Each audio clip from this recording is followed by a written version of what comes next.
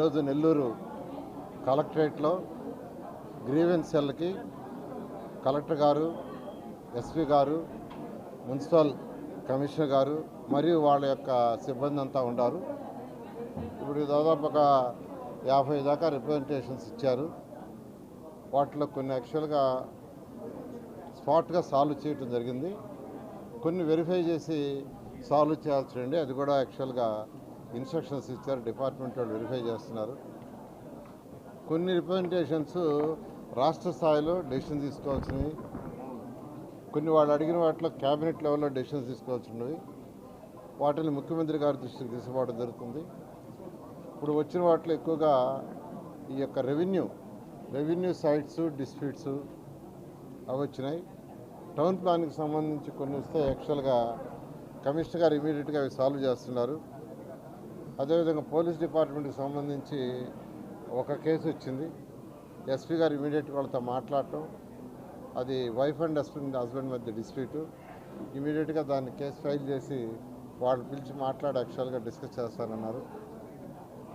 ఎక్కువగా వచ్చిన కేసులు రెవెన్యూ కేసులు అయితే ఇంకా దాదాపు చాలా మంది ఉన్నారు. ఇవాళ సాయంకాలం 4-5 అయ్యేటట్టుగా ఉంది. అయినప్పటికీ ఎంతమంది వచ్చినా ఏదో ఊరికనే చెప్పి వదిలేయటం కాదు, రిప్రజెంటేషన్ తీసుకొని పంపించడం కాదు, వీలైనంత వరకు స్పాంటేనియస్గా కంప్లీట్ చేయాలన్నా. ఎగ్జాంపుల్ బుచ్చిరెడ్డిపాళెంలో ఒక సైట్లో ప్రభుత్వ పార్కుని అక్కడ కన్స్ట్రక్షన్ చేస్తున్నారు. వేరే అతను ఇటుక బట్టీల్లో పెట్టుకొని ఉన్నాడు అన్నారు. నేను హౌసింగ్ వాళ్ళకి చెప్పా, అక్కడికి ఒకరు పోయి సెల్ ఫోన్లో నాకు అదంతా చూపించమని, ఆ ఏరియా అంతా యాక్చువల్గా సెల్ ఫోన్లో చూపించారు. అయితే ఇంకా కొన్ని ఇళ్ళు ఇన్కంప్లీట్గా ఉన్నాయి. ఎక్కడైనా గవర్నమెంట్ ఇల్లు కడుతుంటే అది కట్టే కాంట్రాక్ట్కి పక్కన గవర్నమెంట్ స్థలం ఉంటే టెంపరీగా ఇవ్వచ్చు, తప్పు లేదు. కలెక్టర్ గారు ఇచ్చారు, కమిషనర్ గారు టెంపరీగా రాశారు దాంట్లో ఆ బిల్డింగ్లు కట్టిన దాకా. కాబట్టి అందులో తప్పు లేదు. నేనేం చెప్తున్నానంటే ఆ బిల్డింగ్స్ కట్టేయంగానే ఇమీడియట్గా దాన్ని తీసి పార్క్ శాంక్షన్ చేస్తాం. పార్క్ కట్టమని యాక్చువల్గా నేను అర్బన్ అథారిటీ వాళ్ళ కంట్రోల్లో ఉండేది, వాళ్ళకి ఇన్స్ట్రక్షన్ ఇస్తున్నాను. ఇట్లా స్పాంటేనియస్గా ప్రజల సమస్యలు కంప్లీట్ చేయాలా, తీర్చాలనే ఉద్దేశంతో ప్రజా పరిపాలన ఉండాలని ముఖ్యమంత్రి గారు చెప్పడం. ఈరోజు పార్టీ ఆఫీసుల్లో కూడా ఈ యొక్క సెల్ పెట్టారు. మొన్నైతే నేను మంగళగిరి ఆ పార్టీ ఆఫీసులో వినతులు తీసుకున్నా.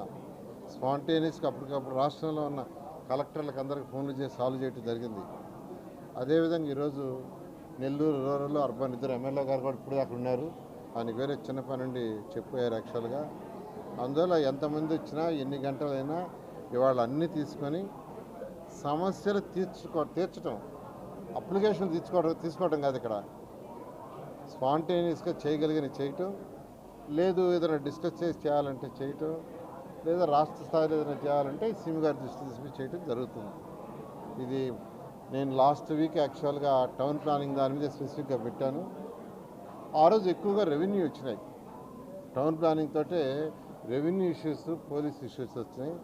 అందుకని ఈసారి కలెక్టర్ గారికి, పోలీస్ డిపార్ట్మెంట్కి కూడా చెప్పాను, మీరు కూడా ఉంటే స్పాంటేనియస్గా అవుతాయని. వాళ్ళు కూడా ఉన్నందువల్ల మెజారిటీ స్పాంటేనియస్గా తీసుకుంటున్నాం. దీనివల్ల ప్రజలకి సౌకర్యం. ఈ సిస్టమ్ని కంటిన్యూ చేస్తాం.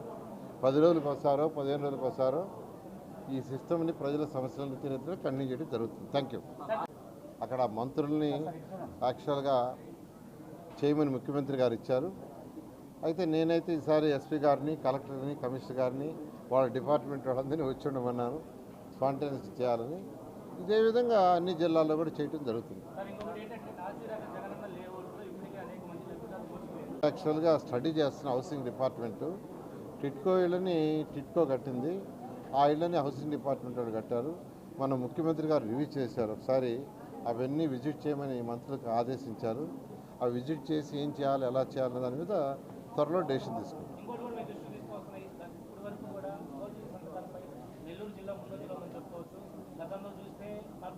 మీద ఆల్రెడీ ఎఫ్ఐఆర్ చేస్తున్నారు, ఎంక్వైరీ చేస్తున్నారు.